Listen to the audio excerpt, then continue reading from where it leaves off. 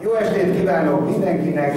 Nagyon örülök, hogy elég sokan eljöttek, és nagyon örülök, hogy Marsally Miklóssal találkozhatunk pontosan 10 év múlva, pontosan ugyanabban az órában véletlenül.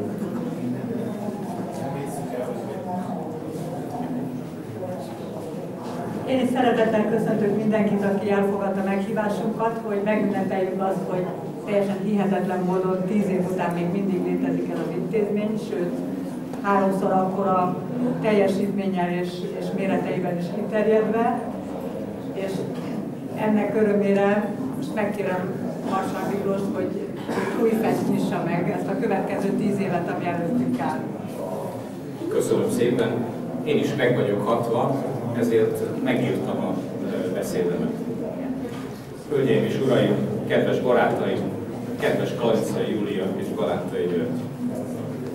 Bátor a jubileumi kiállítás címválasztása, a jövőre és a múltra való utalás, hiszen a magamfajta jámbor olvasó szeme káprázik már a sok reklámszlogentől. A jövő elkezdődött, a múltban a jövő a jelenben, jövőben a múlt, és nem akarok utalni a további permutációs lehetőségekre.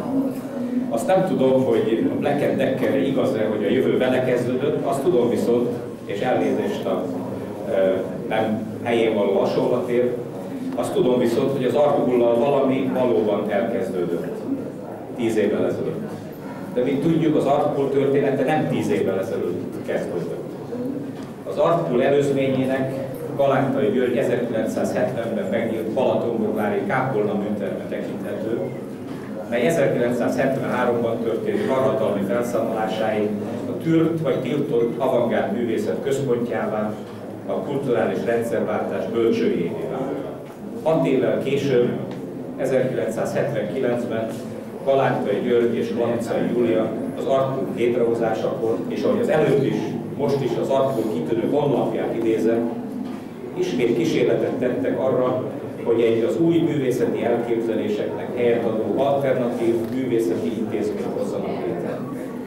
1979 és 1990 között a tűrés és a tiltás határán számos kiállítást, eseményt szerveztek, és számos kiadványt, antológiát, albumot adtak ki nem hivatalos körülmények között. 83 és 85 között kiadták az Aktuális Levél vagy Artpool Letters című szamizdat művészeti magazin 11 számát, mely ma is az egyedüli forrásanyaga azon 2 év nem hivatalos művészeti eseményeinek.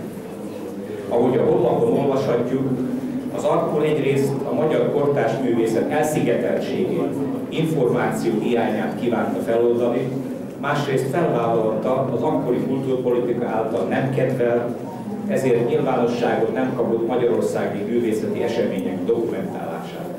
És egy olyan archívumot hozott létre, amely dokumentálja a 60-as, 70-es, 80-as évek művészgenerációinak szellemi és művészeti erőfeszítését.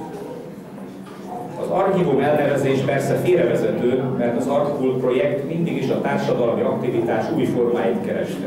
Eseményeket szervez, alakító módon részt vesz a programokban, mindezt dokumentálja, archiválja, és az információkat szabadon áramoltatja. Ahogy írják, az Avantgárd Archívum egy olyan intézmény, amely organikus és nyitott műként értelmezhető. Működési területe a világ, határozott célja és iránya van, érzékenyen követi a változásokat, és maga is változik. A rendszerváltás lehetővé tette a már nemzetközi hírű intézmény kilépését a magánszférából a nagyközönség elé. Ezt a 10 éves évfordulót ünnepeljük ma. Annak idején a fővárosi önkormányzatban sokat tüsténkedtünk az Artpool befogadásán, és azon, hogy helyet találjuk neki. Végül sikerült. Örülök, hogy az egyik egykori tettestárs, Körmendi Ferenc is itt van, nem tudom, hogy Bán László a másik tettestárs, aki akkor a Fővárosi Kulturális Bizottság elnöke volt, itt van-e, de ő is komoly érdemeket tudhat abban, hogy végül is találtunk egy helyet az Artpoolnak. Számomra az Artpool azóta is a Fesztiválzenekar, a Merlin Színház vagy a Trafó társaságában a budapesti kulturális rendszerváltás egyik emblematikus intézmény. Az Az Arcul Művészetkutató Központ tevékenysége nagyon sokrétű. Kiállítások, performanszok szervezése, a művészeti gondolkodás és eszközhasználat újabb irányainak bemutatása, oktatás, gyűjtés, kutatás folyik a fizikai és virtuális tereiben.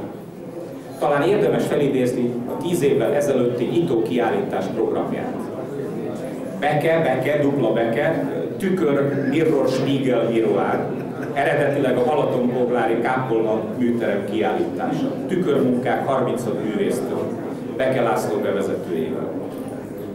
Nem nyílhatott meg az Arcul Marcel Duchamp nélkül, tehát 100 éve született Marcel Duchamp, ez volt a másik témája a nyitó kiállításnak. Fluxus és más korai bélyegképek, ezzel alapozták meg a világ egyik legnagyobb művészbélyeggyűjteményét. Diabank, amely a Balatonpolgári Kápolna tárlatokat idézte fel, amelynek azonban küldeményművészet, komputermunkák is részei voltak. Hangarchívum és fényújság, elektronikus költészet is része volt a 10 évvel ezelőtti nyitókiállításnak. Ezzel tette le névjegyét az Arcul Művészetkutató Központ, és mint láttuk, ehhez a szellemhöz azóta is hű maradt. Az elmúlt 10 év eseményeiből nehéz kiemelni bármit is, számomra a legemlékezetesebb esemény mégis a Fluxus zászló kiállítása volt a Liszt Ferenc téren 1993-ban. Visszatekintve, szembetűnő a programok és vállalások halatlan tudatossága, átgondolt íve, szekvenciája. Míg 1993 a Fluxus éve volt, addig az 1994-es évet Erdély Miklósnak szentelték. 1995 a performance éve, 96 az első internet év, 97 a hálózat, 98 az installáció, 99 a kontextus éve, 2000 a véletlen éve, 2001 a lehetetlen éve volt, 2002 a kétség éve. Nem tudom, mi lesz a jövő év témája, de hadd legyek egy kicsit önző, és hadd javasoljam 2003-ra, vagy későbbre a transzparenciát, az átláthatóságot.